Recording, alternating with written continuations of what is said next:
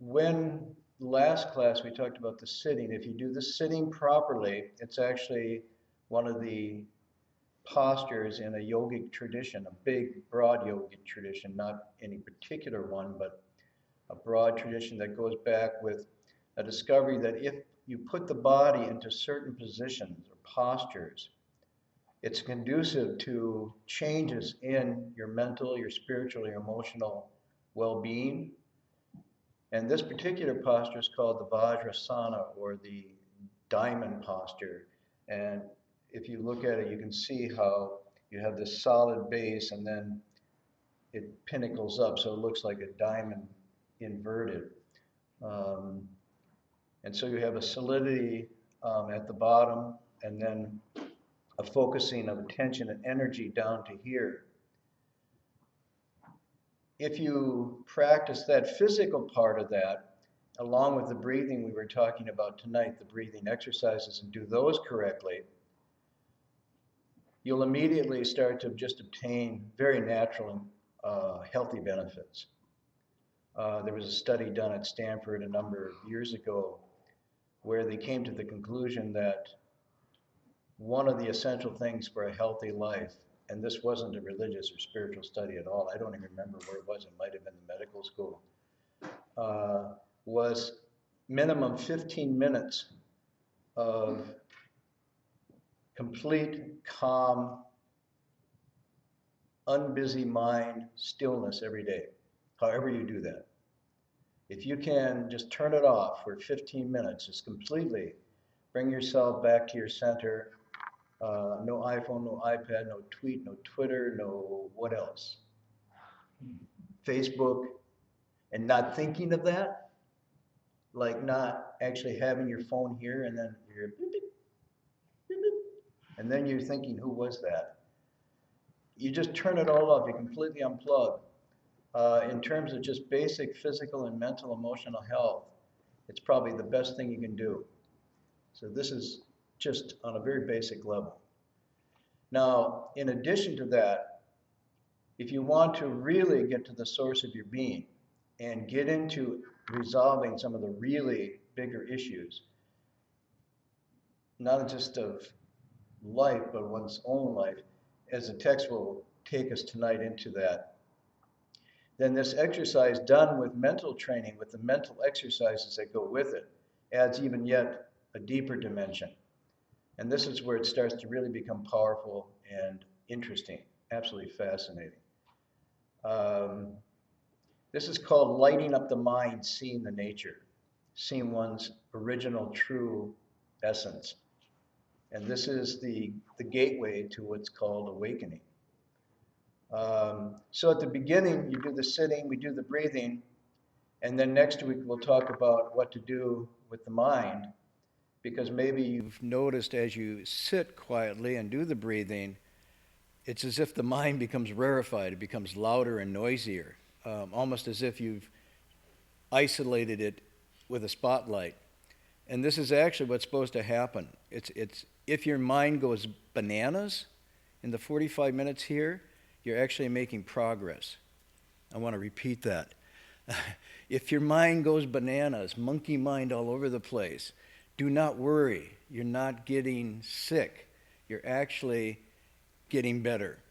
Because what you're doing is you're bringing the light to bear, focusing and watching that mind and getting to see and understand it. My teacher used to call this listening to yourself deeply.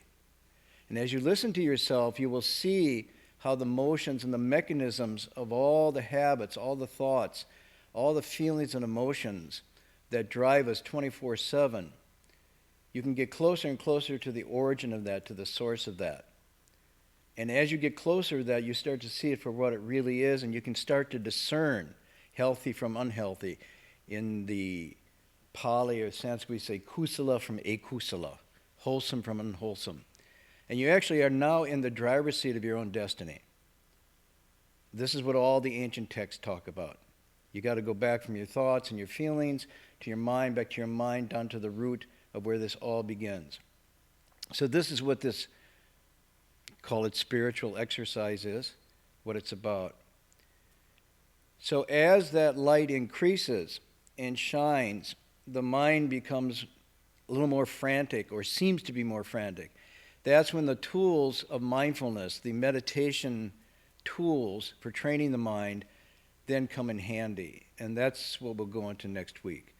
And once you start applying these tools, it's just a question of time, where gradually, dhyana, the stilling or the quieting of thoughts, the stilling of the monkey consciousness, as that starts to settle, the light increases. As the light increases, you start seeing yourself and your life, your involvement with the world, more and more clearly.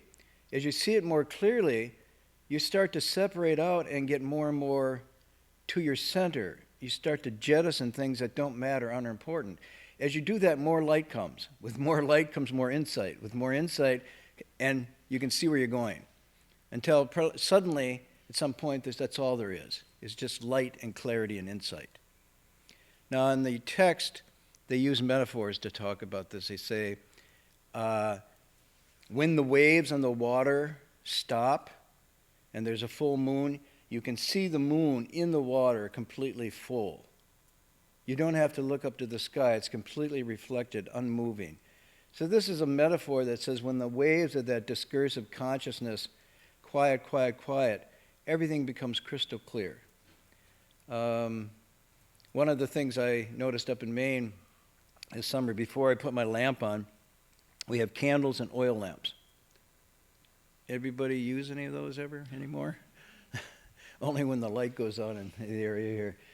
And when I was in my room, if I put the candle on, if the wind's blowing, then the light gets all scattered and it's just a bunch of shadows dancing off the walls and I can't see anything.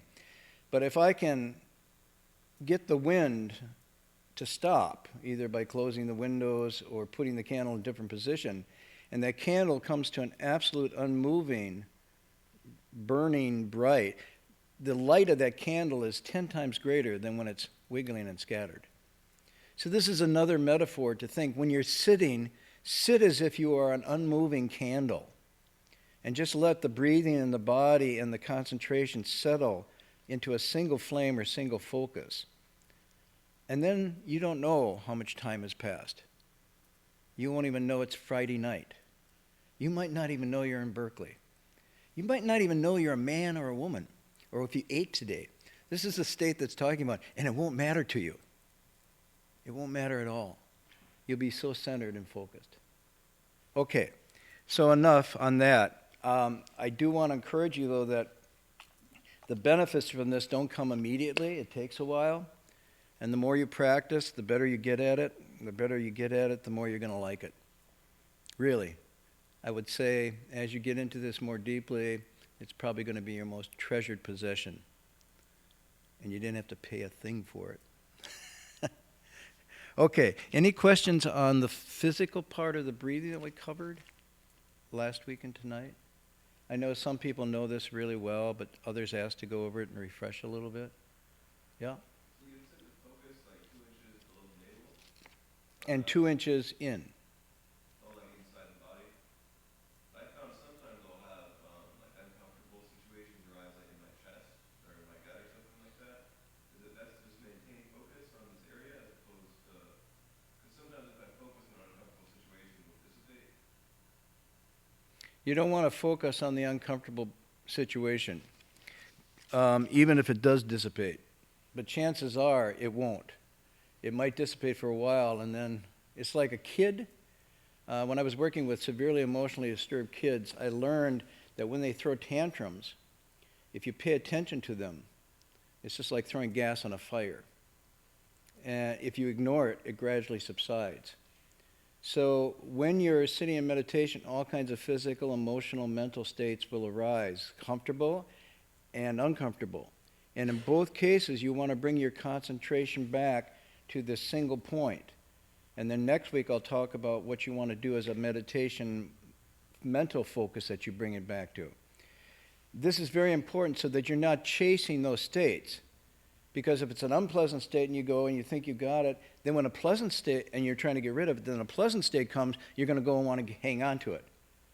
And pretty soon, you're running all over the place. And you've lost the training of the mind and now the mind is pulling you over. So it's very, very important that whether it's a good state or a bad state, you come back to the very basic grounded practice and don't pay any attention. Bring your attention back to that spot. That's where you start to get the Gong Fu. That's where you start to get the equanimity. Because normally what we're doing is we're chasing good states and trying to avoid bad states. And both of this is, in Buddhism, that's what's called grasping or attachment. Grasping means you go after it because you want it, but also pushing it away is also a kind of attachment. It's an attachment to not having and attachment to having. So they're both considered to be things that pull you. So allow yourself not to be turned by those states, but you turn them. This is the language that's used. You turn them here. Sometimes they call this the turning of the Dharma wheel, the inner Dharma wheel. Okay? So bring it back to there, and then next week we'll go into what you can actually do with mental focus, not just physical or breathing, to help bring it to a single focus or single mind. Good? Is that okay? Anything else? It's a, you can look in an anatomy book and you won't find it. And, and you never hear a Dantian transplant. It's not going to happen. I mean, you can transplant all organs. It is a yogic, spiritual, physical, psychophysical center. It's a point of concentration. It's said to be 2 inches below the navel and then sort of 2 inches in. And as you practice, when you bring your energy there, you'll get a feel for where it's at. When it's there, it's like a wheel that's completely centered. If you're too low, you'll start to sink in turbid states. Your mind will become going into the dark, dismal underworld. If you bring it too high, you become agitated and hyper. So when you find that center, which is said to be here, you will feel it's just right. Just right. It's like perfect equipoise, perfect equanimity. I say you don't have to do this just meditating. Anytime. I do it at faculty meetings. Because faculty meetings are notoriously discursive and fraught with all kinds of things. So I just sit there and I bring my concentration down there. Now, I don't zone out completely, although one could and not miss a thing. I just bring it down there, and everything just sort of settles. When you're cooking, cook from there. When you're brushing your teeth, brush from there. When you're driving the car, drive from there. Just work on bringing your center down here, not so much up here or here. Bring your center down here. You'll find it's a lot easier to just go through things. You're much more nimble and loose and responsive. So this is just a good exercise. This is done in Tai Chi and martial arts. That's where all the movements come from. In singing, those of you who are trained in singing, this is the center where the sound emanates. In gymnastics, this is the center that you come to. So there's a lot of people recognize it from different angles. My teacher used to call it the most efficacious square inch. The most efficacious square inch. This was based on the feng shui. Those of you know feng shui. Where is the ideal prime spot, on the meridians? And he would say the ideal prime spot in the universe is the square inch. Ichi Wei Shin Zhao. Everything comes from this. Now, once you attune to this, let me just go a little further, because last week we were getting in a little more into the things that pull you off of this, negative emotions and so forth. Once you get into that, it becomes a gyroscope. Everybody know what a gyroscope is? Look, I'm a humanities person, and I know what a gyroscope is. I'm looking at like 90% of you are engineers. What's a gyroscope? A spinning thing, yeah. That's my mind, too. What's a gyroscope? It's a spinning wheel. It's used in satellites and rockets. Why? It's 2 spinning wheels. Okay, what does it do? Well, it balances out because it has angular momentum in certain directions, so it won't fall off.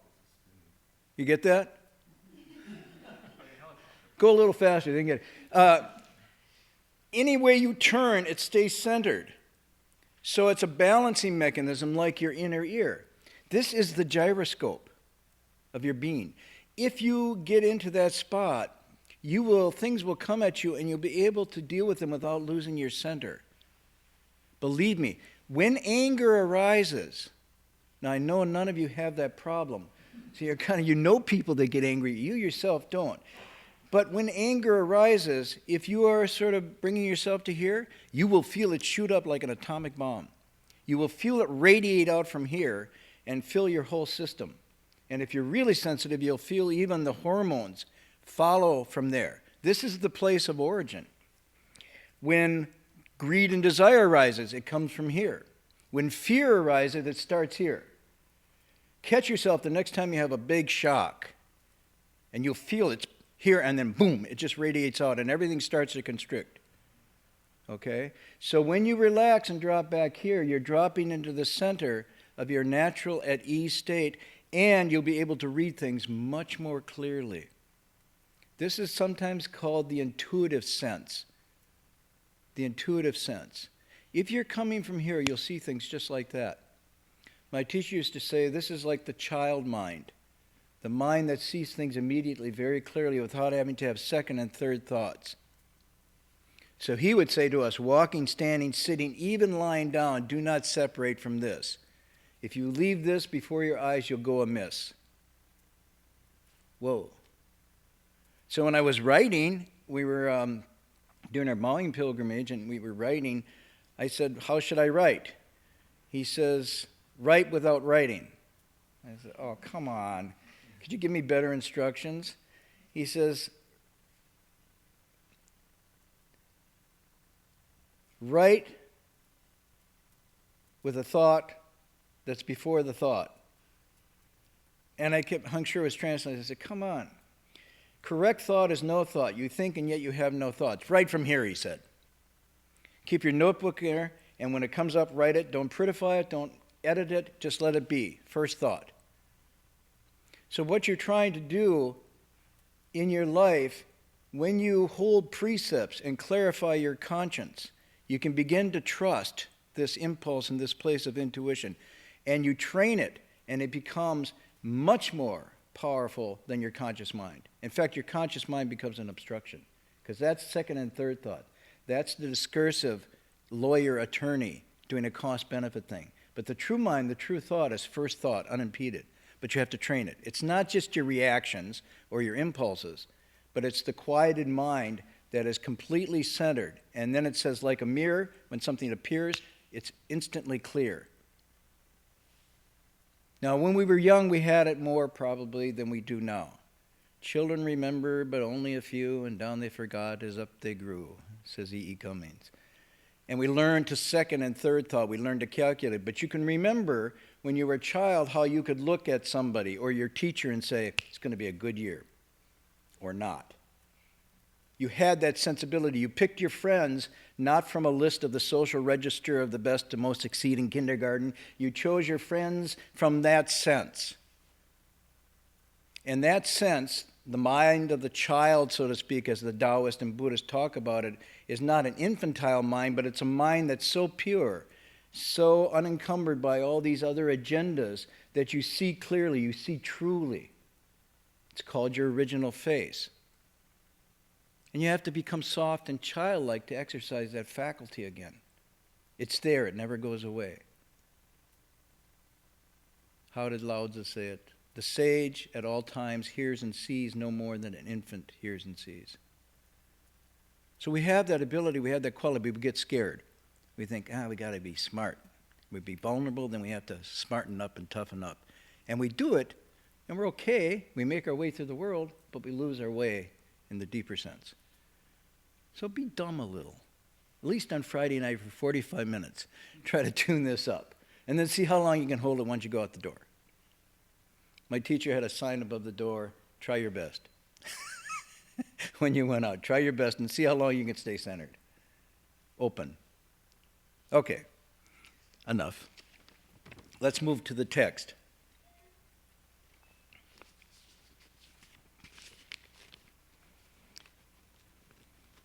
We're wandering in a dream with Elder Master Han Shan. That's his text. It's not a Zen text of no words and no marks. It'll be coming up soon, I hope. Can you see that? Or is it getting brighter? Yeah. It's not. You're just concentrating, you see? Okay. So last week you asked about the meaning of the causes and conditions of the great matter. First of all, this awakened nature is innate and whole within each of us, present here and now, and it's not lacking anything. However, since beginning this time, deeply rooted seeds of craving, deluded thinking, emotional anxiety, and ingrained habits have all polluted and obscured this wonderful brightness. Thus, we cannot realize its full expression. Now we go on. Next passage. Basically, we talked last week about dukkha, that this was a description of the first, what's called the first noble truth of Buddhism, the dissatisfactoriness of how we find ourselves in the normal state. And he attributes this to this inner confusion, this inner lack of clarity. And he says, when we get moved by this, instead of recognizing it as if horses that are spooked and start to stampede, now he says, we labor ever confined within states of body and mind, mere shadows of deluded thinking. He's saying the shadows of our confused thinking, just like I said before, when that candle flickers and it shoots shadows all around, most of our thinking, most of our feelings and thoughts and whatnot are these shadows projected from that movement of the flame. And we labor confined within these states of body and mind. Our wondrous bright nature is as if imprisoned by this fluttering unsteadiness. And that is why it says we are homelessly adrift in a cycle of death and rebirth. The Buddha, or the Enlightened One, manifest in this world, comes into this time, a place, and history, employing thousands of words and phrases, and devises skillful expedients, including what?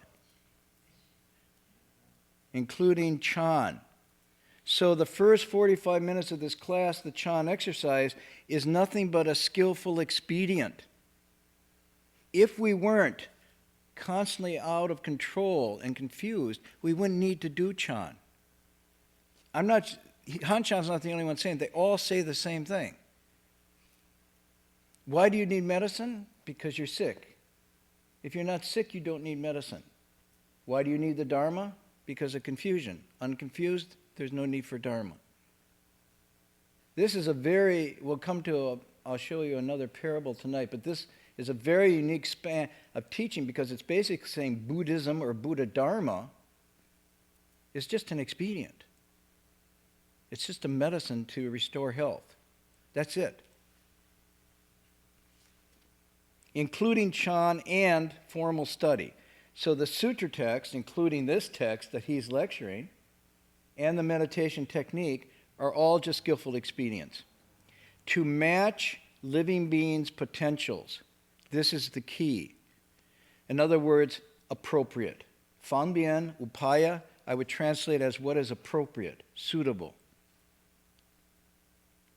In other words, there is no dharma like some absolute truth written on rock or stone that's true for all times. There's only dharma that is, by its very nature, appropriate to your potentials. If you understand, this is really key. The dharma isn't some absolute teaching, but rather it's a medicine that must be applied for a specific sickness to cure that sickness. Once the sickness is cured, the medicine is no longer useful to you. Dharma is the same way. In fact, in the Lankavatara Sutra, it says that if you don't speak to the potentials and to the situation, it's not Dharma. So it has to be right for the illness. That's the meaning of Dharma.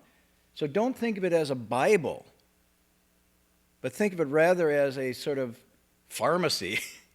And you go in, and like your pharmacy at home, I'm assuming it's a legal pharmacy, so let's not go there, okay? Your pharmacy at home, you go in the middle of the night, and if you have a stomach ache, you inject insulin. Good, you don't do that.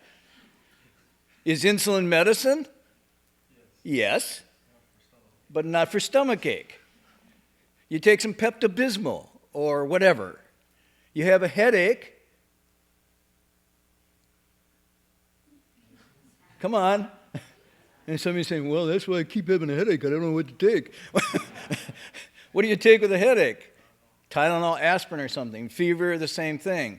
If you get diagnosed with cancer, you don't go taking aspirin. You got to go up. But if taking chemo for a headache, you're laughing, but this is Buddhism. So what is appropriate for you is what liberates you from confusion and the knots of afflictions. That's the appropriate teaching. And that's all Dharma is.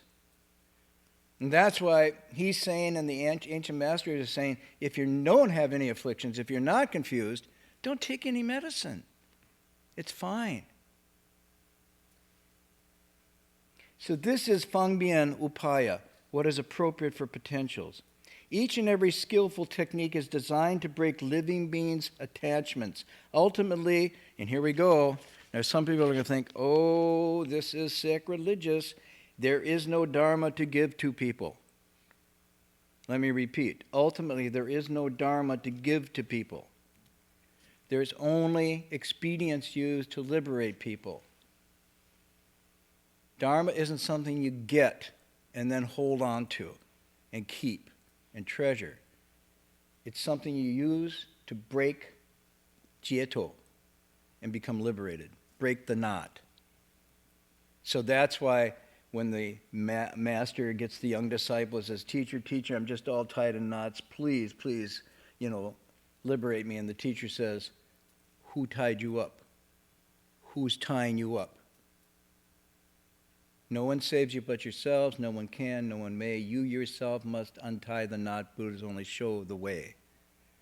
Dharma only is the expedient, the WD-40, if you will, the lubricant to get things moving again.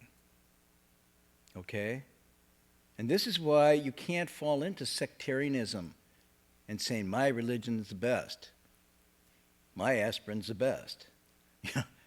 My chemo is the best medicine, and everybody should take it. That would be foolish. But why would you say then, my Buddhism's the best? It's the same mind. Maybe somebody else's medicine is helping them just fine, and it's not Buddhism. Leave it alone. Don't shove something else down their throat. Why don't you try surgery? They don't need surgery, okay? Leave them alone. But if you're not happy, if you have dukkha, if you're suffering, then you will look for the antidote. You will naturally look for the antidote, and that's what causes people to come into the Dharma, is looking for a gate of liberation, looking for release from that particular anguish or angst that they have. And you will naturally find it for yourself. If you have a good teacher, you can find it faster. Because a good teacher is like a good physician, just takes the pulse and says, listen, take 2 aspirin and go home. Or sign up for a regimen of really deep treatment here. But you will find it. Okay? Then the next phrase says, so why is there talk of cultivation? Now, by cultivation, what do people understand that to be? This is a translation, and we've worked a long time to try to come up with. Some people say practice. Some people call it spiritual exercises. The word that we've been preferring is cultivation because it has sort of a nice agrarian metaphor, like a gardening, where you have seeds in the garden, and by removing the rocks and the weeds and making sure the sunlight and water's right, the plant grows naturally by itself. In the same way, the seed of Bodhi is innate, and if you cultivate, removing the obstructions and impediments, that will naturally grow by itself. So it's a really nice metaphor. By cultivating, we attend to this present mind, and can thoroughly remove the shadows of habitual deluded thinking. And this is where we must focus our effort. This is cultivation. Okay? So the other thing he's stressing here, and it's really important, where is the source of my suffering? And where is the gate to release that suffering? It's this present mind. Wow. It's this present mind, in thought after thought, feeling after feeling, impulse after impulse. At the generating center of your being, right now, it's all happening. It says in Buddhism, there is no creation and no destruction. There's only creating, constantly creating. So we are at the source of creating constantly. What happens in the next moment, tomorrow, is happening in the mix of what's happening right now in the mind. You're planting seeds, throwing rocks that create waves that then create the patterns that go on tomorrow. So even if you say, well, some of what I'm doing is like from the past, my parents abused me, let's say emotionally when I was a child. I had a tiger mom. Or I had a negligent mom who said, whatever, Berkeley bred, do whatever you want. So between those two extremes, you feel, I got gypped. I didn't get Cinderella as a mother or Prince Charming as a father. I got defected beings that should have seen therapists. Now I'm seeing the therapist to make up for their mistakes. Yeah, you go on and on and on like this, right? So that's in the past. I'm the product of this and that. I'd be perfect if all these people had messed with me or they dropped me on my head when they took me out of the crib. I found that out too. Or like me, I had 3 sisters who terribly beat and abused me and stinted my growth mentally, emotionally, and blah, blah, blah, blah, blah. So that's the past. You can't do anything about it. It's gone. The past is gone. You can't get at it. And the future, sorry, it's not here yet. I mean, we spend a lot of time fantasizing about the future, but it's still not here yet, and it never turns out to be quite like you expected it or wanted it. You ever notice that? It's like you set up this narrative, and then it doesn't quite play out the way you wanted, and it's because you actually didn't cast the people well. You didn't choose the characters in your narrative well, so you get rid of them, husband, wife, girlfriend, boyfriend, and you recast them with the ones that are going to make this narrative come out right, and it's still never quite right. Yeah. The only place you have for any control or exercise is in the present. That's the only place where you have the slightest opportunity to change any direction is in that present, quick present moment. That's why he says this mind is the place you focus. My teacher would say, attend to the here and now, and the false returns to true. Attend to the here and now, and the confused and deluded comes back to true. Now, it doesn't mean it's true in the sense that true, capital T, but true means genuine, at the real point of being. That's the here and now. And so what you're doing in the meditation practice is constantly, when you say, oh, this state came, I focus on this state, no, you bring it back to the central focus, and by focusing there, you're actually in that center where you can actually make some change and control things, instead of chasing the state out and now you've left it. And it could be a state of the past, or it could be a state of the future, but in any case, it's not quite in the here and now. Now this sounds easy, but it's not. It's quite difficult. Okay? So, I've been doing a thing that I kind of find fun. You may find it not so much fun, but I'm going to play with it a little more. And that is, last week, I did a sonnet by William Shakespeare, because I think this teaching, and the way my teacher presented, he said, don't call it Buddhism. Call it the teaching of the mind, the teaching of humanity.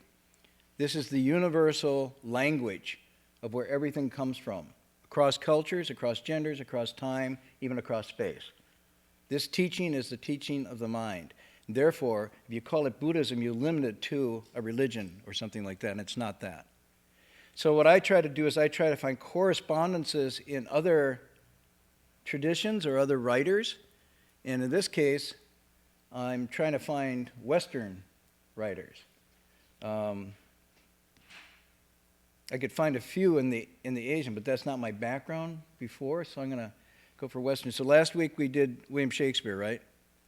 Which is a pretty, not bad correspondence, I thought. When I behold by time's fell hand defaced, the rich proud cost of a warm buried age. Remember that one? Okay. So tonight, we're going to do a little Henry David Thoreau. Now, I'm asking, challenging, can you guys pull up a picture get a picture of Thoreau and put it up there? And then also put up this quote. Did you send me that one? No, I didn't send you Thoreau, but I'm sure Thoreau exists on Google. Can you Google Thoreau? I mean, I'm not going to do a Berkeley thing and say, ooh, everybody close your eyes, we're going to channel Thoreau. No. Okay. Oh, is that him? Yeah. Okay. You're looking, in my opinion, at the earliest, probably American Buddhist. All right, and I'll tell you why in a minute. And it's not like you thought he would look. I can't confirm his state. I can't say he was a sage or enlightened or anything like that, but he was surely trying to be a Buddha. Okay? And he never actually met any teachers from the East.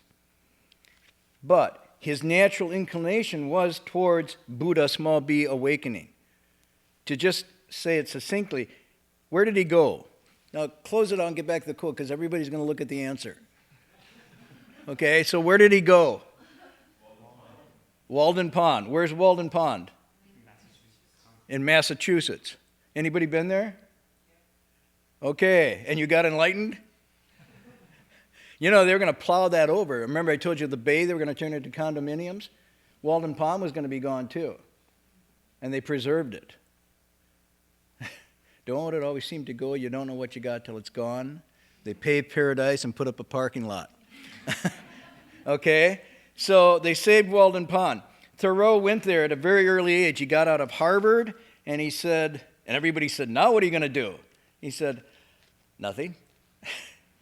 And that's what he did. Nothing. In Chinese, wu wei. Right? So he did nothing. He had a family, a factory to inherit. They made pencils, which is sort of like Apple today. See, you use calculators, blah, blah, blah, computers. Then it was pencils. So if you had a pencil factory, you were right on the cutting edge of, Walden, Silicon Valley IPO. And he said, this is dull. Not unlike many of my friends who go into technology and end up programming and say, oh, I'm going dead. Programming. Making pencils. Not much different. Thoreau said, the heck with it. And they said to him, why aren't you being busy? And he said, first quote, it's not enough to be industrious, so are the ants. What are you industrious about? My teacher, when I came in, oh, Master, I want to come to the sessions and do this, but I'm really busy. Who is this so busy? What is industriousness about? Okay? From a psychological view, a lot of times industriousness is just overcompensating for feelings of lack and insecurity. So you feel if you do a lot, then you'll have a meaningful life and you'll be worthwhile. Or, if nothing else, you'll shut out the noise of doubt and insecurity that we were talking about last week. So let's read this quote by him because it's a very famous quote. I see young men, my townsmen, whose misfortune is to have inherited wealth. Wait a minute. Isn't that like the lottery? From his point of view, it's inheriting misfortune. Now there it's what? What's the wealth? Is it there? Where is it? Oh. It's okay for them to enter samadhi, but you're supposed to stay awake. No wonder I couldn't. Okay, there. Okay. I see young men, my townsmen, whose misfortune is to inherited what? Farms, houses, barns, cattle, and tools. Okay, we're talking 1830, 1840. What's the equivalent today? Cars, stocks, portfolios, condos. Anything else you inherit? Wealth? Bain Capital, whatever. For these are more easily acquired than gotten rid of. Sube shi she, letting go. When you leave home, you she, and everybody says, oh, I feel so sorry for you, you've given up and renounced everything. And the Six Patriarchs says, free as a bird. You've thrown off your chains. Better if they'd been born in an open pasture and suckled by a wolf. Whoa. Forget mom and dad and the inheritance, that they might have seen with clear eyes what field they were called to labor in. Who made them serfs to the computer? Who made them serfs to the factory? Who made them serfs to the company? Soil is just a metaphor. Why should they eat their 60 acres when man is condemned to eat only a peck of dirt? Why should they begin digging their graves as soon as they're born? Whoa. Whoa. I had a teacher once. He said, most people die when they're 20, but they're not buried till they're 60. Whoa. But men labor under a mistake. The better part of man is soon plowed into the soil for compost. Yeah. Turning our back on enlightenment, uniting with the dust. I'm quoting a Chon phrase. By seeming fate, commonly called necessity, they are employed, as it says in an old book, laying up treasures with moth and rust will corrupt and thieves break through and steal. Think of the sonnet last week. Nothing gold stays. Everything passes. Yet, they pile it up. Moth.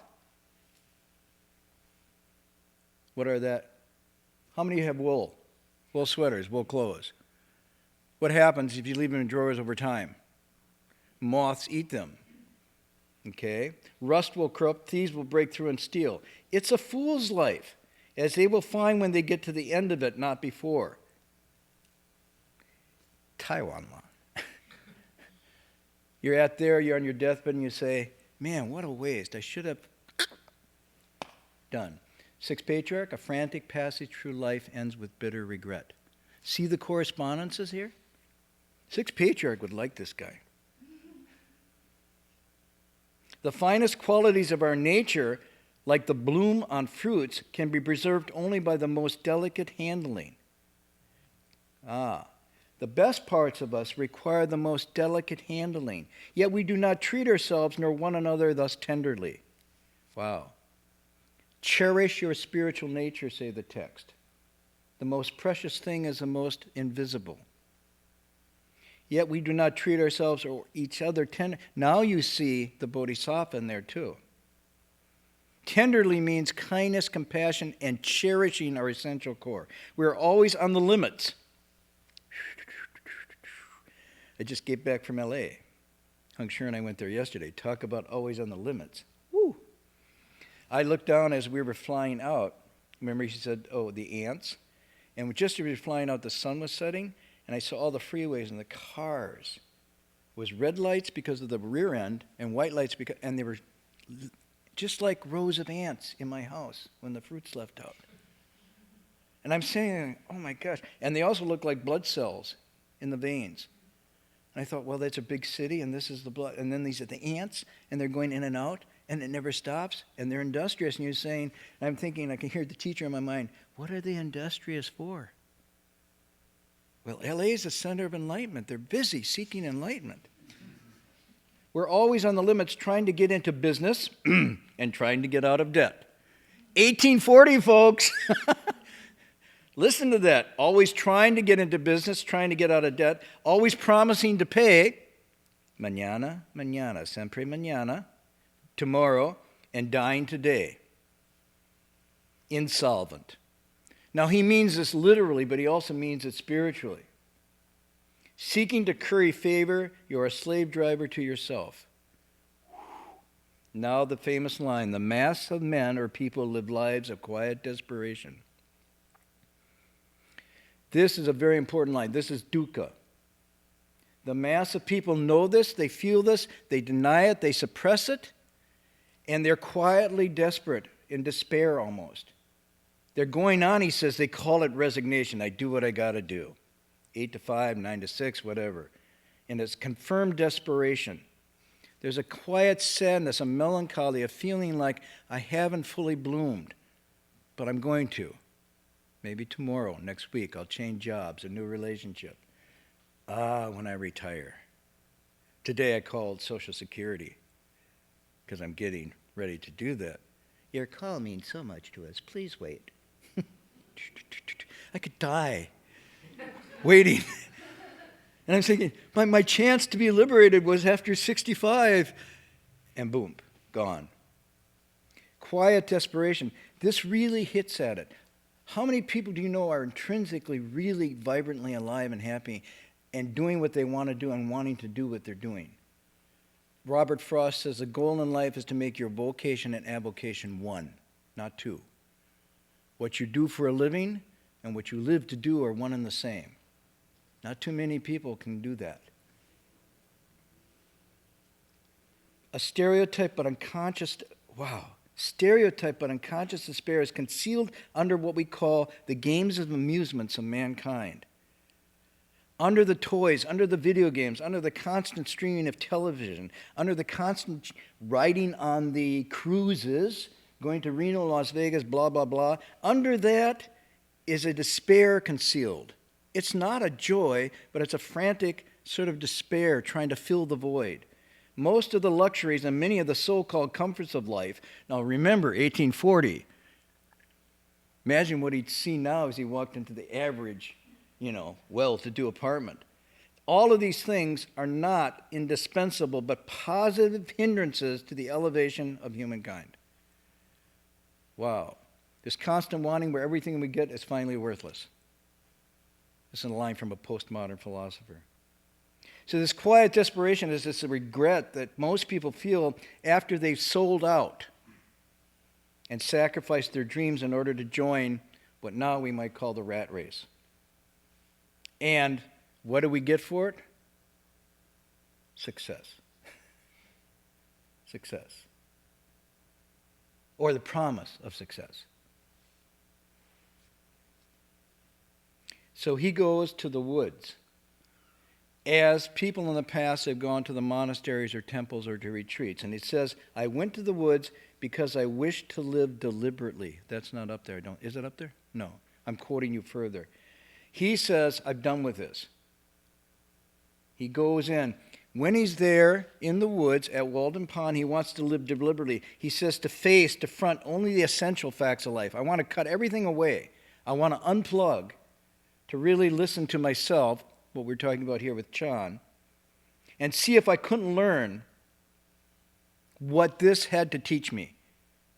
I put myself in this position to learn what I could. And then he says, so when I came to die, and not when I came to die, I discovered that I had not lived. In other words, live now, carpe diem. But that doesn't mean grab all the gusto you can get. Live deeply and deliberately and find out what it's about now. Don't wait, don't put it off. And don't wait until you die. There's a wonderful poem by, I'll bring it next week, another Western, one of my favorite poetries. I did not wish to live what was not life. Thoreau. So you see this wonderful correspondence. So what did he do there? You might find this surprising. He was a vegetarian. He was celibate. He actually did yogic practices from a book he had gotten translated, one of the earliest texts to come over. And he read a sutra, split wood, and wrote in his journal. Pretty interesting, huh? Long time ago. And one of the neighbors came by, just tell you a quick story about one of the neighbors came by, and vegetarianism was not real popular then in Massachusetts. Maybe it's not now even. I don't know. The man was really upset that he was a vegetarian. So he was plowing his field with his horse, and he looked over the fence, and Thoreau was gathering these wild berries and things like that. And he basically said, "You wuss, you wimp. You know, what are you doing? Why aren't you like a real man? If you eat like that, you'll become a worm. You'll become weak and enervated, and you won't be able to do anything. You need meat to be strong and healthy and robust." Thoreau is really clever. I mean, it's like a Chon master. So what does Thoreau say? He said, "Who's that plowing your field there and digging up the soil?" "Well, that's my horse." And he says, "And does he eat hamburger and hot dogs?" Not the equivalent. "No, he eats oats and grains." And he said, "Ah, and so you are being pulled around by the strength of a vegetarian, dear friend." And the guy goes, "Oops, lost again." So, interesting. I share this with you tonight just to show you that the roots of this quest for liberation are somewhat universal, and you can find them across times and cultures, and right in the heart of the American experience at a very early time was someone who did not meet a Buddhist master or a Buddhist teacher. And so when it says all beings have the Buddha nature, this intrinsic capacity and quest for awakening, you can see this.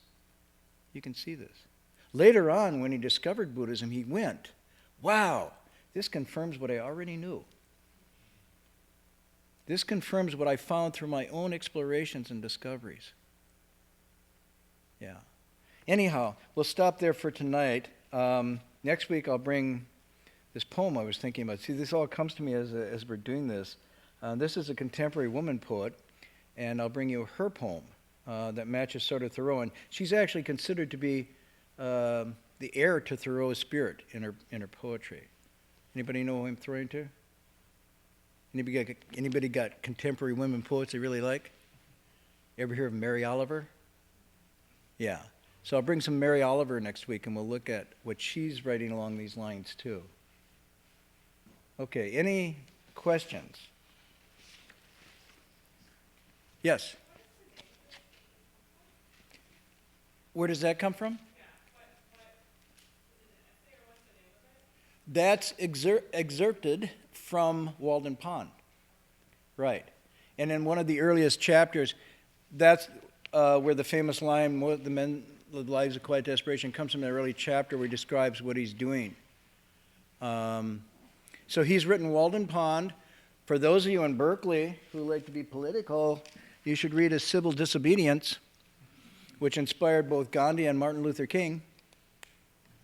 When Thoreau wrote Civil Disobedience, he was in jail. Why was he in jail? He didn't pay his debts. His credit cards, maxed out.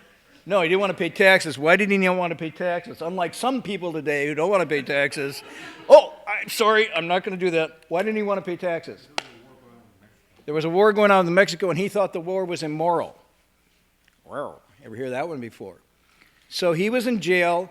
He was an embarrassment to his teacher, who was Ralph Waldo Emerson, the stately teacher at Harvard. And so Ralph came to jail and said to David, "Dave, you're embarrassing me. You're my student. A man of your stature and education with a Harvard BA should not be in jail. Let me pay your fine and get you out." He says, "Don't you dare." He said, "Well, why are you in there?" And he said, "Why are you out there?"